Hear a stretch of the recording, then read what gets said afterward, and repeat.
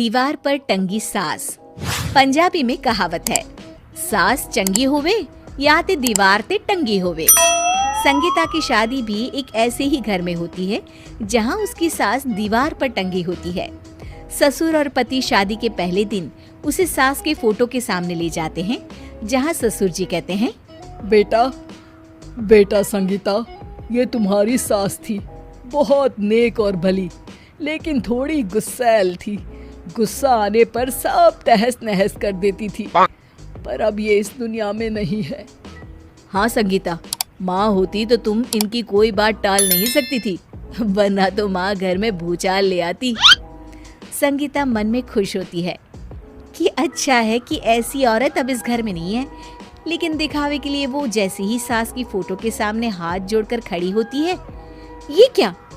सास उसे देखकर मुस्कुराने लगी। संगीता आंखों को मलकर एक बार फिर से देखती है, लेकिन फिर सास के चेहरे का भाव, भंगिमा यानी एक्सप्रेशन बिल्कुल बदले होते हैं। वो अपने पति और ससुर को कहती है, माँ की तस्वीर तो स्माइल कर रही है। ना बेटी, ये कैसे संभव है? जरूर तुम्हें कोई गलती हुई होगी, ऐसा कैसे हो सकता है? लगता है तुम शादी की सारी फॉर्मेलिटी करते करते थक गई हो, तुम्हें आराम की जरूरत है संगीता। खैर, सारे संगीता की बात को इग्नोर कर कमरे में चले जाते हैं। वैसे सास की फोटो पर एक्सप्रेशन एक के बाद एक बदलते ही रहते हैं। सुबह होती है, पति और ससुर को काम पर भेजकर संगीता कमरे की सफाई करने में लग जाती है कि तभी उसे आवाज आती है, टेबल ठीक से साफ करो। ऐसे भी कोई टेबल साफ करता है? इससे अच्छा तो ये गंदा ही था। किसी औरत की आवाज सुन संगीता दंग रह जाती है और सोचने लगती है कि आवाज कहाँ से आई। आवाज को नजरअंदाज कर वो फिर से अपना काम करना शुरू करती है, लेकिन इस बार तो आवाज बिल्कुल उसके कान के पास से आती है। मेरा घर है ये, जब तक मैं थी चमका कर रखती थी, हर एक चीज शीशे की तरह थी। तुम्हें तो ना सफाई आती है ना कुछ पता है। क्यों तुम्हें मेरे घर की जिम्मेदारी दे दी गई है? पता नहीं तुम में मेरे बेटे को क्या दिखाई दिया। मैं होती तो एक से बढ़कर एक लड़कियों की लाइन लगा देती। अब संगीता को समझने में देर नहीं लगी कि ये आवाज किसी और की नहीं बल्कि उसकी सास की है, जो दीवार पर टंगी है। वो उसके पास जाती है और कहती है, नमस्ते सासू माँ, मुझे तो कल ही लग रहा था कि दीवार में कुछ काला है।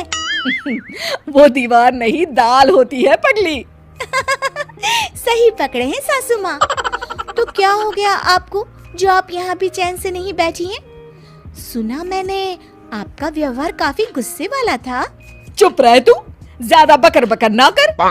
घर का काम करना तो आता नहीं, आई है मुझसे बहस करने। हाँ देखिए सासू माँ, मैं आपसे साफ साफ कह देती हूँ, मुझसे पंगा लेने की कोशिश मत करिएगा।